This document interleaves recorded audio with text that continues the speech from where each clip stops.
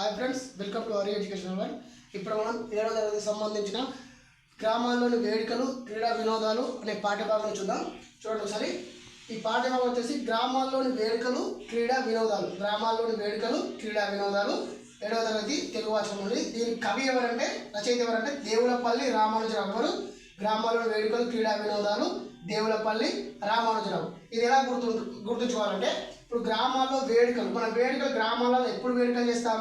దేవునికి పెట్టుకునేటప్పుడు వేడుకలు చేస్తాం. అంటే ఫర్ ఎగ్జాంపుల్ సమ్మక్క సారక్క జాతరలు కానీ, లేకపోతే బీరప్ప జాతరలు కానీ, ఇటువంటి జాతరలు చేసేటప్పుడు మనం చేస్తాం. పోషమ్మ చేసుకునేటప్పుడు కానీ, ఇటువంటి జాతరలు అప్పుడు చేస్తాం. గ్రామాల్లో వేడుకలు చేస్తాం. అలా గుర్తుంచుకోండి. ఎలా అంటే గ్రామాల్లో వేడుకలు క్రీడా వినోదాలు రచయిత ఎవరంటే, వేడుకలు అనగానే దేవుళ్ళకు వేడుకలు చేస్తాం కాబట్టి దేవులపల్లి రామానుజరావు అని గుర్తుంచుకోండి.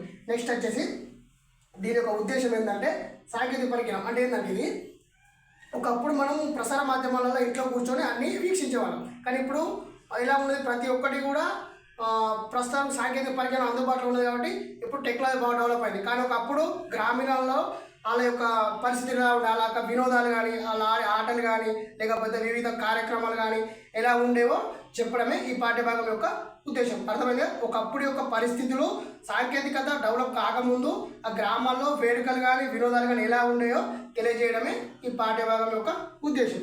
నెక్స్ట్ వచ్చేసి ఇతివృత్తం. ఇతివృత్తం ఏంటిది? సాంస్కృతిక విలువలు. ఇతివృత్తం ఏంటి? సాంస్కృతిక విలువలు. నెక్స్ట్ వచ్చేసి ప్రక్రియ. ప్రక్రియ ఏంటిది? మరి రేడియో ప్రసంగం. ప్రక్రియ రేడియో ప్రసంగం. ఇతివృత్తం సాంస్కృతిక విలువలు, ప్రక్రియ రేడియో ప్రసంగం. మరి రేడియో ప్రసంగం అంటే ఏంటంటే, సిద్ధం చేసుకున్న వ్యాసం ఏంటి? సిద్ధం చేసుకున్న వ్యాసం ప్రసారం ఎలా చేయాలంటే రేడియో ద్వారా ప్రసారం చేయడమే రేడియో ప్రసంగం. అర్థమైందా? సిద్ధం చేసుకున్న వ్యాసం అనేది రేడియో ద్వారా ప్రసారం చేయడమే రేడియో ప్రసంగం.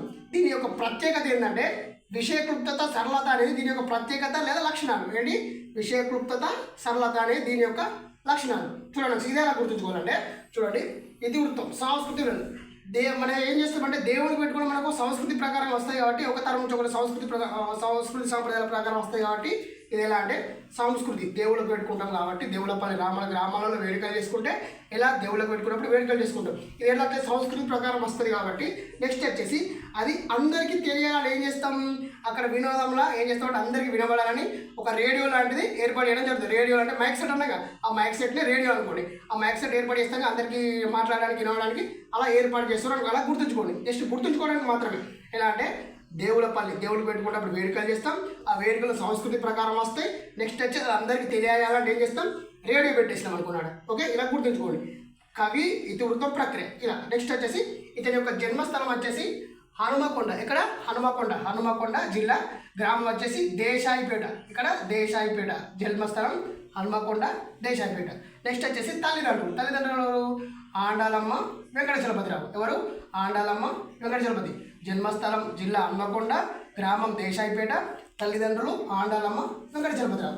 నెక్స్ట్ వచ్చేసి ఇతని రచనలు ఏమేమి ఉన్నాయంటే, పచ్చతోరణం, సారస్వత నవనీతం, తెలుగు సాహితీ, వేగు చుక్కలు, తెలంగాణ జాతీయోద్యమాలు.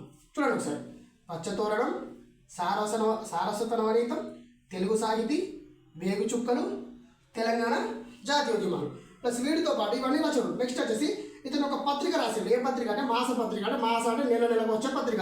ఇలా పత్రికలు ఉంటాయి. దినపత్రిక, మాసపత్రిక, వార్షిక పత్రికలు ఉంటాయి.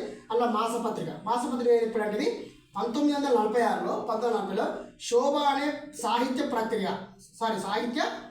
మాసపత్రిక. ఇది శోభ అనే సాహిత్య మాసపత్రిక. ఏ పత్రిక? శోభ అనే మాసపత్రిక.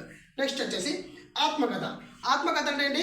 తన గురించి తను చెప్పుకోకపోతే ఆత్మకథ. ఇది ఉత్తమ పురుష కథనంలో ఉంటుంది. దీని గురించి తర్వాత చూసుకుందాం. ప్రక్రియ ఎలా సపరేట్ చెప్పుకుందాం. నెక్స్ట్ వచ్చేసి ఆత్మకథ ఏం రచన అంటే 70 సంవత్సరాల జ్ఞాపకాలు. ఏంటిది? 70 సంవత్సరాల జ్ఞాపకాలు. ఓకే, రచనలు, మాసపత్రిక, ఆత్మకథ. ఇవి మూడు కూడా కోడ్ రూపంలో ఎలా గుర్తుంచుకోవాలో చూద్దాం ఒకసారి. చూడండి, తెలంగాణలో తెలుగువారు దేవుడికి చేస్తే 50 సంవత్సరాలు గుర్తుండిపోయేలా వేగు చుక్కలను పచ్చతోరంలా శోభించేలా నవనీతంగా చేస్తారు. అంటే ఎట్లా అంటే, మన తెలంగాణలో తెలుగువారు, మన తెలుగు ప్రజలు ఏం చేస్తారంటే, దేవుడు చేస్తే ఎలా చేస్తారంటే 50 సంవత్సరాలు గుర్తుండిపోయేలా పచ్చతోరణం అంటే వేగు చుక్కల్ని పచ్చతోరణంలో కట్టేసి అది ఒక శోభంగా కొత్తగా ఉండేలా చేస్తారు. ఎట్లా 50 సంవత్సరాలు గుర్తుండిపోయేలా వేగు చుక్కలనే పచ్చతోరణంగా అమర్చి దేవునికి శోభ అంటే అలంకారం చేస్తారని దాని అర్థం. ఒకసారి చూడండి. టీజీ అంటే తెలంగాణలో అంటే తెలంగాణ జాతీయోద్యమాలు. ఓకే, టీజీలో తెలుగువారు అంటే తెలుగు సాహితీ ఇలా గుర్తుంచుకోండి. నెక్స్ట్ వచ్చేసి దేవుడికి అంటే దేవులపల్లి రామానుజరావు. ఎవరు? దేవులపల్లి రామానుజరావు. నెక్స్ట్ వచ్చేసి 50 సంవత్సరాలు జ్ఞాపకం ఉండేదంటే ఇక్కడ ఆత్మకథ. 50 సంవత్సరాల జ్ఞాపకాలు అనే ఆత్మకథ. ఓకే, గుర్తుంచిపోయేలా వేగు చుక్కలు అంటే ఇక్కడ ఉండే చూడండి ఒకసారి. వేగు చుక్కలు. నెక్స్ట్ వచ్చేసి పచ్చతోరణం అంటే ఇంటి ముందు కడతాం కదా పచ్చతోరణం. ఆ పచ్చతోరణం. నెక్స్ట్ శోభించాలంటే శోభ అనే మాసపత్రిక. శోభ అంటే అలంకరిస్తారు. ఇలా నవనీతం అంటే కొత్తగా చేస్తారంటే కొత్తగా డిఫరెంట్గా చేస్తారు. అదే నవనీతం అంటే కొత్తగా అంటే నవనీతం అంటే కదా నవనీతం, కొత్తగా అంటే నవనీతం. ఇక్కడ ఉంది ఇక్కడ సారస్వత నవనీతం. ఓకే, అర్థమైందా?